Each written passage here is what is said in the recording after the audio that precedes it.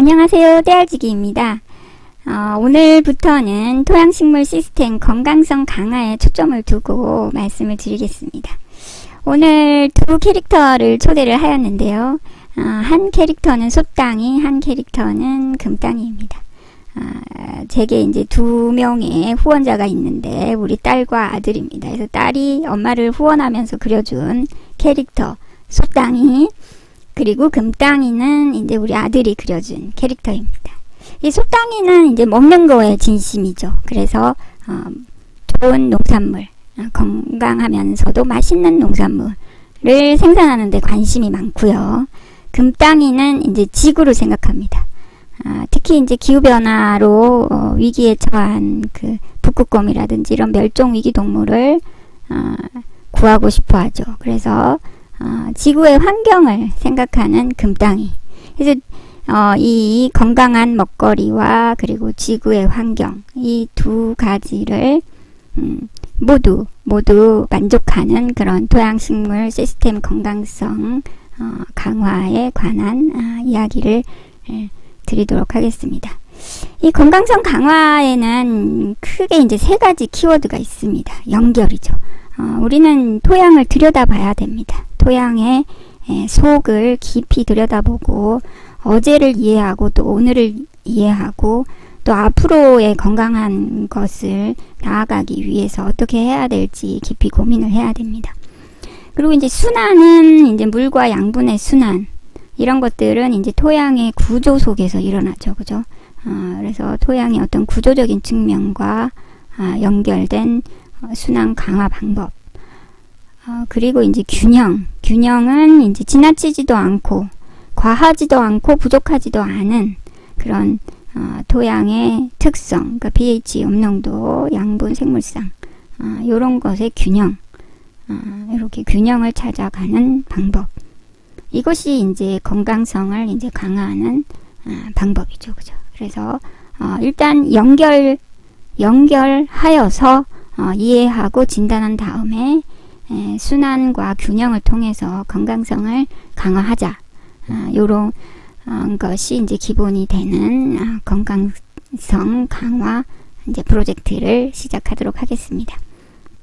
처음으로 이제 현장 진단 결과를 간단히 소개를 드리겠습니다. 여기는 이제 석빌의 그 마사토 적토지에서 콩이 굉장히 이제 여기는 굉장히 작고 또 여기 조금 크기도 하는데 전체적으로 생육이 불량하였다. 이제 그 원인이 무엇인가? 저희가 이제 토양 식물 건강성 진단 방법에 따라서 진단을 하였습니다. 그래서 우리가 이제 위에서부터 식물이 이제 고르게 성장하였느냐, 성장하지 못하고 있었죠. 지표는 어떠한가? 지표는 유기물이 없고 굉장히 지표 자체가 울퉁불퉁했습니다. 지표 자체가 이렇게 저희가 이제 토포그래피라고 하죠. 그죠? 지형이 미세 지형이 한 방향으로 이렇게 또 이렇게 한 방향으로 잘 이렇게 구성이 되어야 하는데 그 부분에서 좀 많이 약했습니다.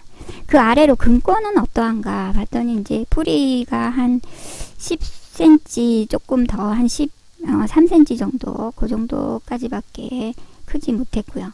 이제 뿌리량이 굉장히 적었고 거친 유기물도 거의 없었고요. 그리고 토양 생물도 거의 발견이 되지 않았습니다. 그럼 화학성은 어떠한가 봤을 때 이 C하고 이 H의 경우에는 우리가 정상 범위였는데요. pH의 경우에 5.5 이하의 굉장히 낮은 강산성을 나타냈습니다. 그래서 지난번에 제가 이곳이 혹시 그 특이산성 토양이 아닐까 한번 의심을 했었는데요. 저희가 이제 그 국립농업과학원에 황을 좀 측정을 의뢰한 결과 황 함량이 굉장히 낮았습니다. 그래서 이제 특이산성 토양은 아니죠. 특이산성 토양은 이제 황의 함량이 높아야 되는데 황의 함량이 낮았기 때문에 특이산성 토양은 아닙니다. 근데 여기 보면 여러분 우리가 황토라고 하는 이 빨간색이 도는 이 토양들의 경우에 철과 알루미늄이 굉장히 많은 토양들입니다. 그래서 이 철과 알루미늄은 굉장히 pH를 낮추는 그런 물질 중에 하나입니다. 그래서 이런 그 철과 알루미늄 빨간 산토양의 경우에는 자연적으로 이렇게 pH가 낮은 그런 모재, 그 말하자면 마사죠, 그죠?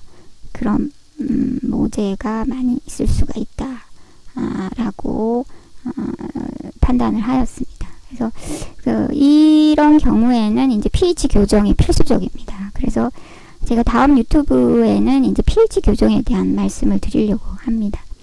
그래서 전체적으로 금권의 경우에는 생물상이 약하고 pH가 5.5 이하로 낮아서 생육에 불량한 그런 원인이 될 수 있겠고요.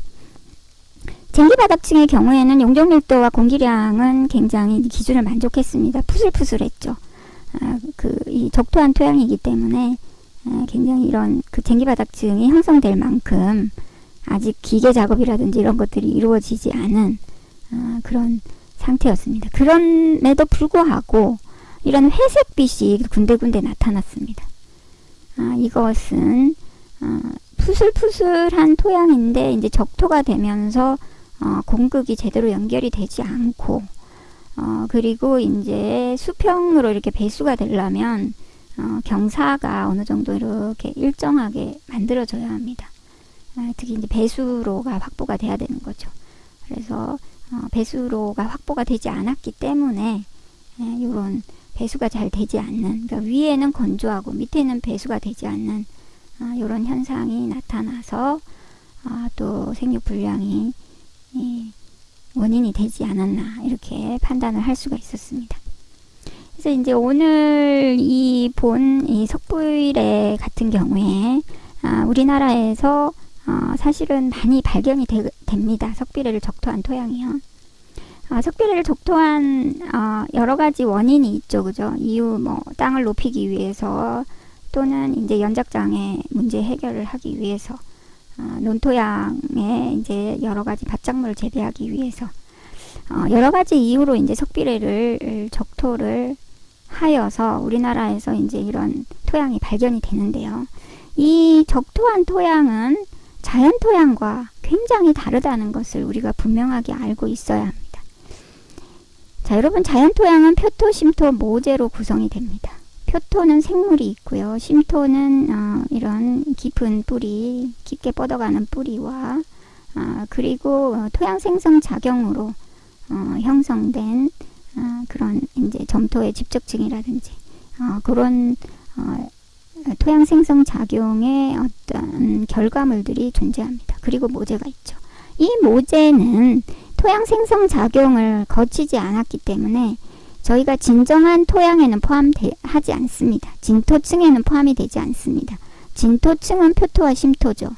이 표토와 심토는 식물을 키우면서 여러 가지 환경적인 작용, 즉 분해자, 저장고, 운송로로서의 능력을 보유를 합니다.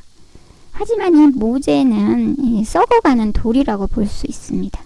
그리고 물과 바람과 멀리 있기 때문에 어떤 그런 단단해지는 과정이 없죠. 그냥 썩어만 가고 있습니다.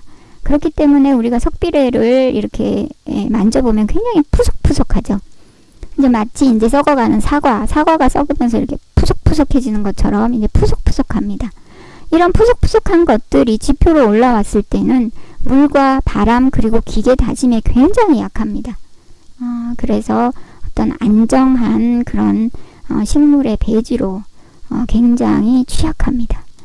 특히 이제 콜로이드, 점토 같은 콜로이드가 있어야지 또 유기물, 부식도 흡착하고 다양한 걸 흡착해서 구조 형성을 하게 되는데요.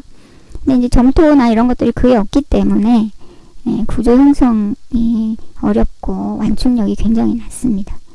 그리고 이제 물질 순환 과정에서 분해자, 저장고, 운송로로서의 능력, 또 환경 기능이 굉장히 떨어지게 됩니다. 그래서 물이 들어가지도 않고 들어간 물이 나오지도 못하면서 계속 고여있는 그런 현상들을 우리가 많이 발견할 수 있고, 기계가 한 번 들어가도 토양보다 더 빨리 다져집니다. 완충력이 낮기 때문이죠. 그죠? 그래서 오늘 처음으로 소땅이와 금땅이와 함께 이 토양 식물 시스템 건강성 강화 프로젝트에 대해서 말씀드렸는데요. 오늘은 우리가 석비례를 적토한 토양에 대해서 좀 더 바르게 이해하자는 그런 내용을 담아 보았습니다.